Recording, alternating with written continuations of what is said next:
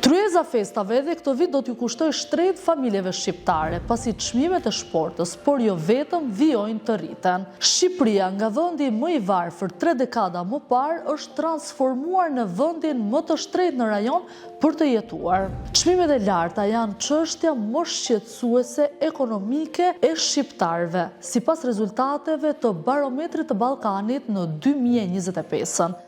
Sipas barometrit, 72% e shqiptarëve e konsiderojnë rritjen e çmimeve si një problem kryesor. Në tregjet e kryeqytetit, perimet si kastraveci dhe domatja vijojnë nga 200 në 240 lekë për kilogram, nga 180 deri në 200 që ishin një vit më parë. Në janar, çmimet do të rriten edhe më shumë, sepse mbarojnë produktet e serave dhe hyjnë vetëm importit, na tregojnë tregtarët në kryeqytet. Sipas ekspertit të ekonomisë Artan Gjergji, mbi 80% e shkëmbimeve import-eksport janë me vendet e BE-s, duke e ekspozuar Shqipërinë ndaj inflacionit. Të dhënat e Instat tregojnë se indeksi i çmimeve të konsumit u rrit me rreth 2.4% në shtator të 2025-s. 1 kilogram djath sot varion deri në 1400-1500 lekë, ndërsa mishi i viçit 1300 deri 1500 lekë për kilogram. Fatura e fundvitit po rëndon qytetarët të cilët duhet të mendojnë për parat e shpenzimeve